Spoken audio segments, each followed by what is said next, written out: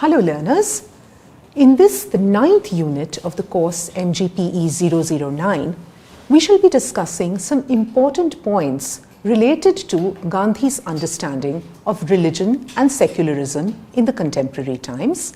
The title of the unit is Sarva Dharma Samabhav.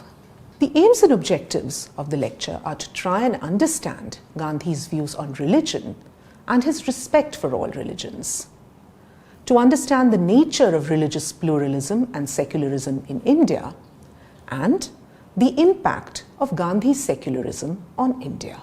The idea of Sarva Dharma Samabhav is rooted in Indian culture and tradition and was developed as a unique concept of Indian secularism in independent India under the impact of Gandhian thought. Basically, it means equal respect or regard for all religions. It is often taken as an Indian philosophical contribution to political thought, and this idea is quite distinct from the Western concept of secularism, which advocates the total separation of state from religion. Gandhi was always committed to the goal of Hindu-Muslim unity and peace, and he continually strived to achieve this unity. His major problem was, however, how to generate a secular social space in a society where religion constituted a basic and fundamental part of mass belief and behavior. Gandhi's attitude towards religion holds a key to the understanding of his life and thought. He believed that the function of religion was to unite rather than to divide people. He was profoundly influenced by the Gita, which he called his spiritual dictionary. Two fundamental influences on him from the Gita came from the word aparigraha, that is non-possession, and samabhava, which is equability.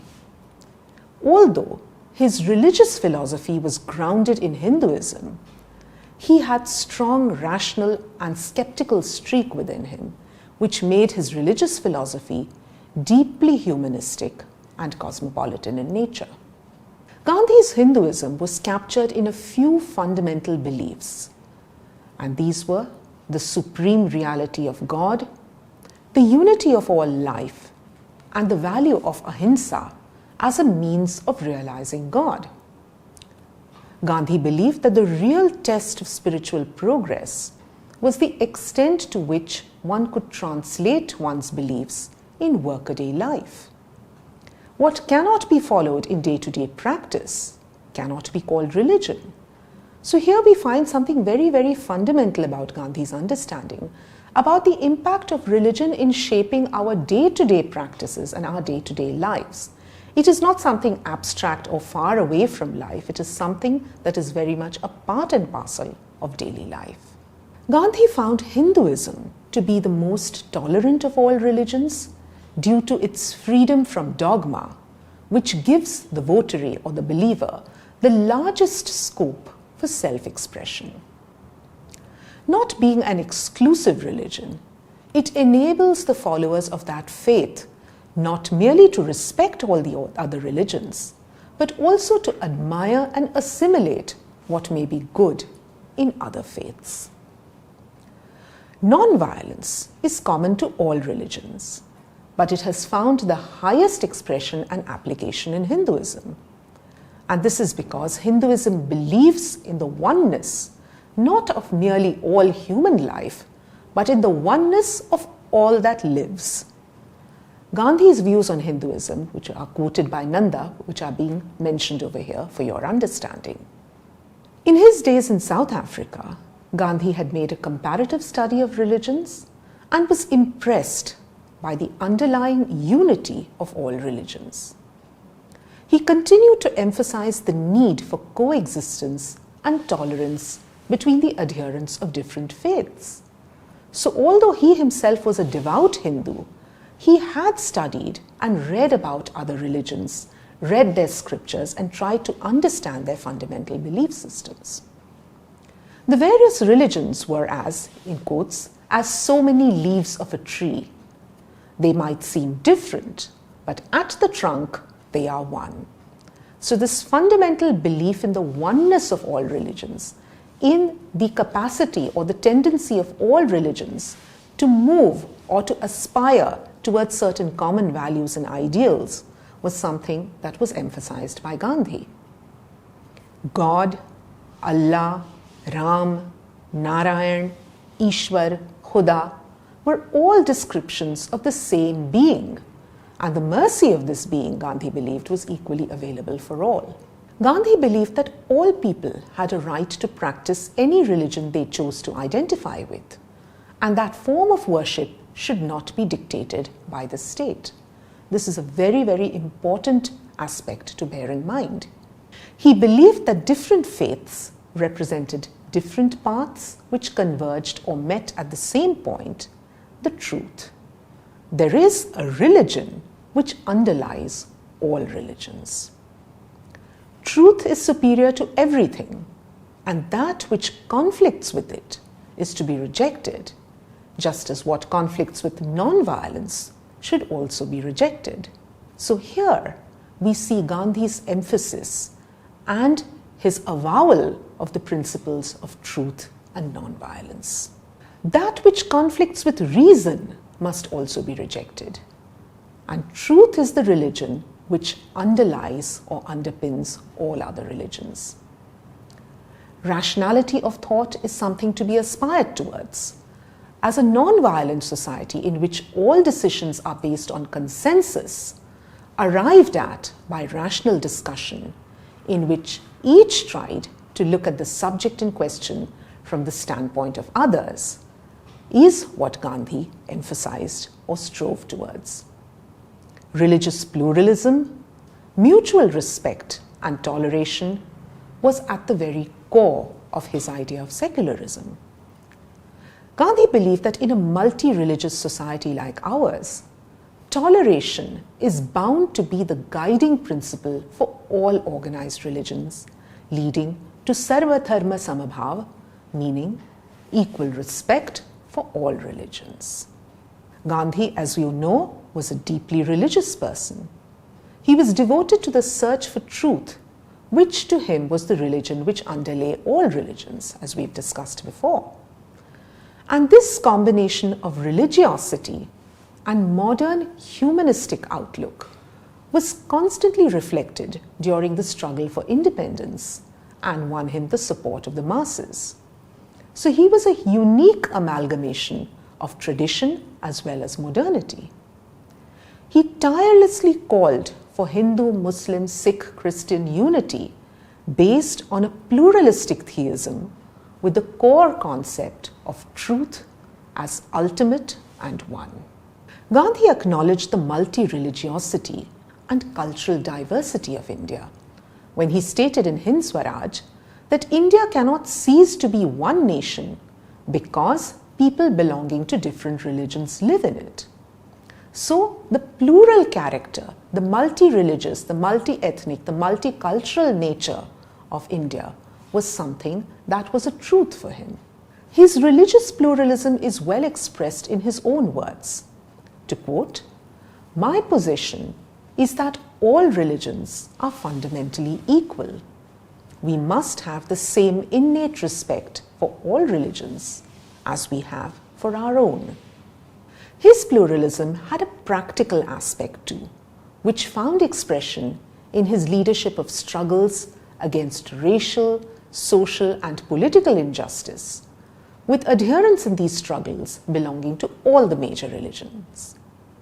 He was very well aware of the gulf between the Hindus and Muslims, the two major communities in India, and the great need for toleration.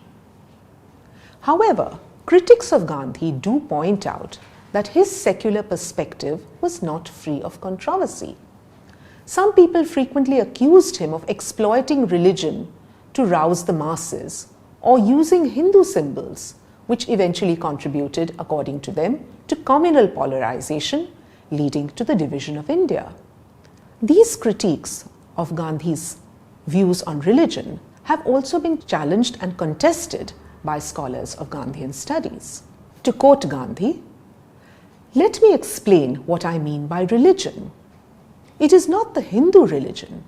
which I certainly prize above all religions, but the religion which transcends Hinduism, which changes one's very nature, which binds one indissolubly to the truth within and which ever purifies. It is the permanent element in human nature which leaves the soul restless until it has found himself. This is a very, very potent and a very clear elucidation of Gandhi's understanding of Hinduism and of religion as such. According to him, a true devotee understands the pains and sufferings of others. Gandhi's religion was in a sense akin to humanism. Let us talk a bit about religion and politics in the context of Gandhi and his views.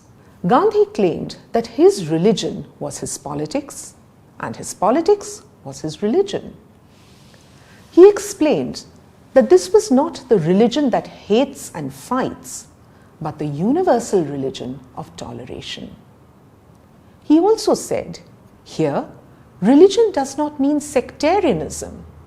It means a belief in ordered moral government of the universe. This religion transcends Hinduism, Islam, Christianity, etc. It does not supersede them, but harmonizes them, unquote. According to Gandhi, religion was simply an ethical framework for the conduct of daily life, which included not only the domestic and social spheres, but also the political spheres. He did not and could not accept the commonly accepted view of politics as a game of expediency, taking precedence over morality. And Satyagraha, his chosen method, was rooted in morality and had no place for untruth, secrecy, hatred, and violence. So, as has been emphasized in many previous lectures and other courses, at the very core of Gandhi's politics was a strong ethical compulsion. He did not believe in politics being something that was a matter of cunning or a matter of people taking advantage of each other. He believed in politics as a fundamentally moral system in which the greater goal of the unity of humanity and the welfare of all humanity must be kept at the forefront. Gandhi saw the basic strategy of a non-violent struggle as different from that of a violent one. It aimed to generate processes of introspection and rethinking that would make it possible to arrive at a readjustment of relationships between the conflicting parties without generating hatred and violence. And non-violence, as we know, was the central issue, not to be compromised at any cost and requiring utmost discipline. Utter failure rather than compromise with non-violence was preferable. You will have learned and understood from your engagement with the freedom struggle of India how Gandhi's ideas on non-violence, how his uncompromising commitment towards non-violence gave him a kind of a moral authority and a strength which far exceeds that of any political figure of his times. Let's talk now about humanism and universalism and the way it reflected in Gandhi's religious outlook. We know that Gandhi's religious outlook was marked by a deep humanism and a universal understanding. His concept of Ram Rajya, which he occasionally used to describe the goal of the Indian freedom struggle, referred to an ideal polity free from inequality, injustice, and exploitation. And in tune with his belief in religious tolerance, prayer meetings were held not in temples but in the open, and they included recitations from all religious texts, whether Hindu, Muslim, Christian, Sikh, Parsi, or Buddhist. Thus, while he used the Hindu symbols and idioms, his message was always moral, humanistic, and cosmopolitan, taking on board all kinds of differences which were part and parcel of the Indian civilization. Gandhi was completely opposed or stood in staunch opposition to communalism and to the very idea of partition, as you all know. While personally he was deeply religious, He said that he would have opposed any proposal for a state religion, even if the whole population of India had professed the same religion.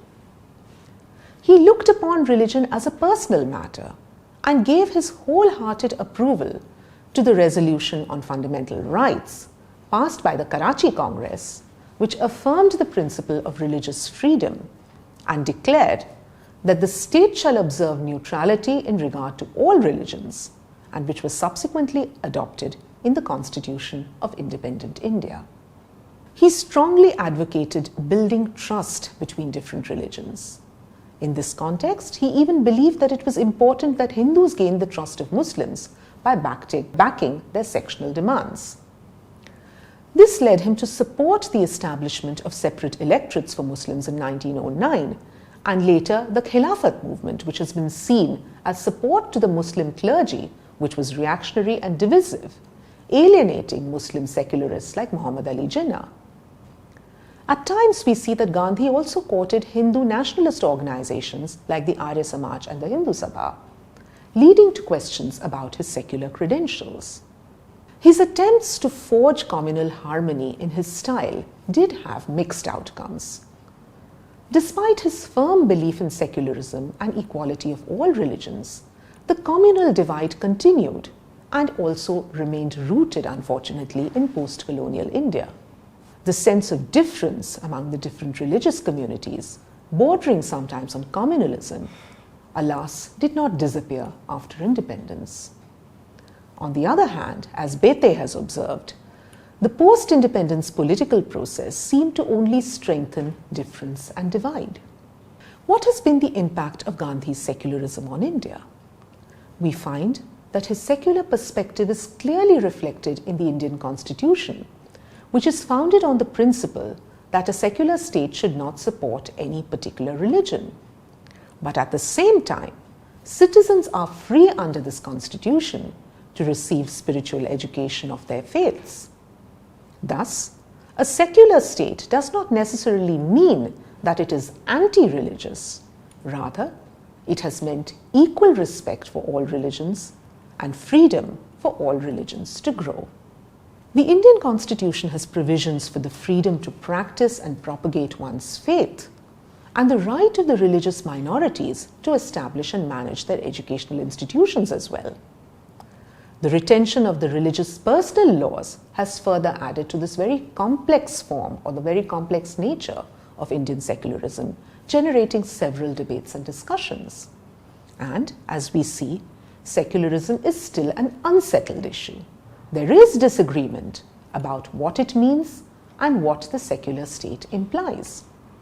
But there does seem to be a general agreement that public life is not to be guided by religious doctrines or institutions. To sum up, we see that Gandhi's humanistic and pluralistic approach made him see the merit in all religions and the value of respecting the faiths of others. His ideas, unfortunately, were not understood in the right sense by some people, and it is this narrow-minded approach that made him a victim of the communal divide and of difference. He wanted India to emerge as a true multi-religious and multilingual nation with harmony and tolerance. Sarva Dharma Samabhav is the need of the hour, not only for our nation, but also across the world. Thank you.